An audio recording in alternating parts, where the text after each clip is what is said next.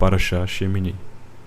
Na porção da Torá Shemini aprendemos sobre as leis de Kashrut, aquelas que a maioria dos cristãos acredita que Yeshua aboliu.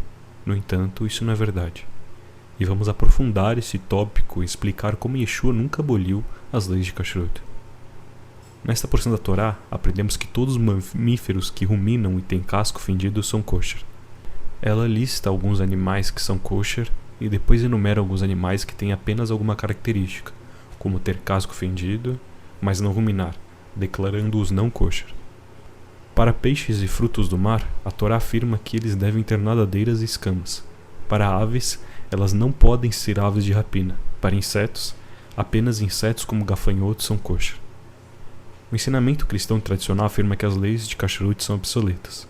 Yeshua as aboliu quando morreu na cruz. Poucos cristãos se preocupam em manter a Kashrut. O cristianismo convencional até considera comer a carne de porco como um sinal de liberdade e graça. A igreja vê o consumo de carne de porco como sinal de que estamos sob a graça e não sobre a lei. Mas o que Jesus faria? O que Yeshua comia? Yeshua e todos seus talmidim, seus discípulos, comiam kosher. As alegações de que Yeshua aboliu as leis de Kashrut simplesmente não são verdadeiras. Marcos 7,19, um verso que diz "Assim ele declarou por todos os alimentos", é frequentemente recitado como prova dessa afirmação. Mas este verso não tem nada a ver com as leis de Kashrut. O grego original de Marcos 7,19 refere-se a comer com as mãos ritualmente impuras, e se tornava comida impura. O verso não faz referência alguma às leis de Kashrut. Da mesma forma, a visão de Pedro dos lençóis em Atos 10 indicava que os talmidim não deveriam mais considerar os gentios impuros. A Brit Hadashah, no Novo Testamento, nunca nos diz que as leis de Kashrut são obsoletas. Mesmo na era messiânica, as pessoas continuarão a manter Kashrut. Diz em Isaías 66,17: "Aqueles que comem carne de porco, coisas detestáveis e ratos, eles perecerão." À primeira vista, o porco parece kosher. Ele tem casco fendido, mas não rumina. Os rabinos comparam porco a alguém que faz um show de piedade, mas na verdade não age corretamente. Quando o porco está deitado, estende seus cascos fendidos como se dissesse: "Eu estou limpo." Da mesma forma, o estado ímpio rouba e oprime, mas finge estar executando justiça. Gênesis Rabá 65:1. Os judeus facilmente associavam Roma aos porcos. Os romanos preferiam a carne de porco e pastores de porcos seguiam suas legiões.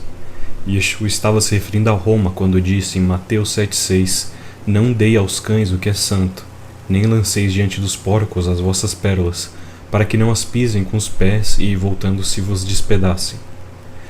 O Midrash faz um jogo de palavras astuto com a palavra hebraica para porco, apontando para a era messiânica. Ele utiliza a palavra Hazir, que significa porco, e a palavra Hazar, que significa retorno. Por que Roma é chamada de Hazir?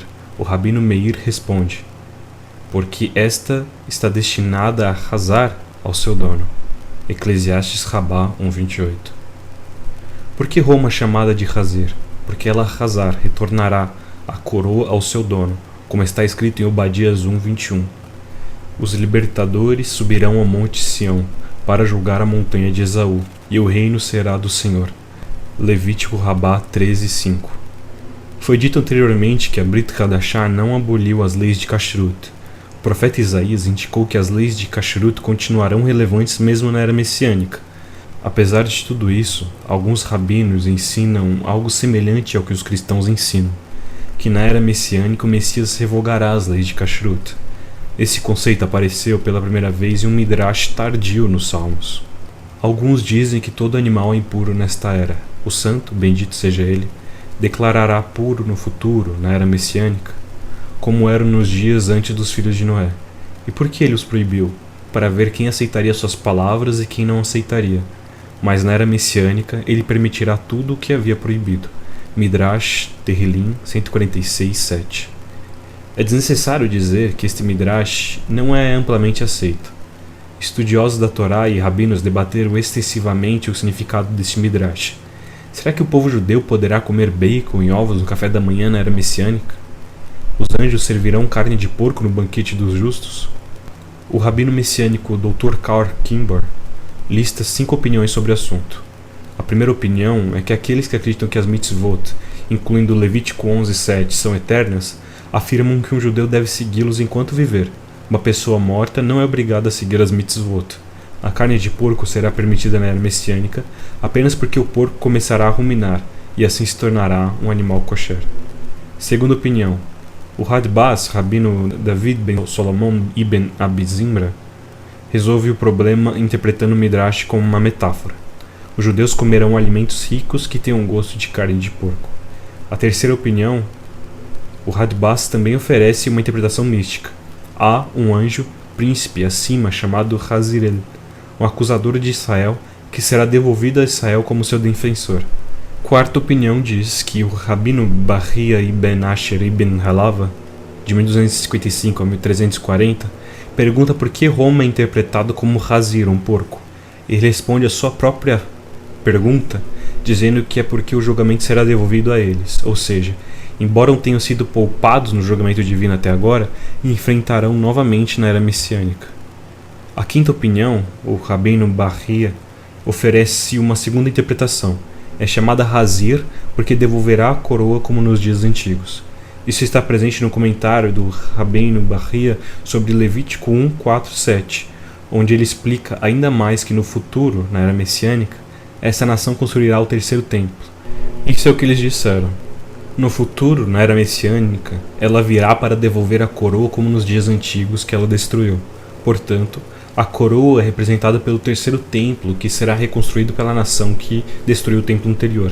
Assim, o porco, Hazir, só poderia ser Roma, e de acordo com a interpretação rabínica comum, seus sucessores. É importante observar que nenhuma das opiniões sobre o Midrash sugere que as leis de Kashrut serão revogadas. Nessa porção da Torá, aprendemos sobre as leis de Kashrut.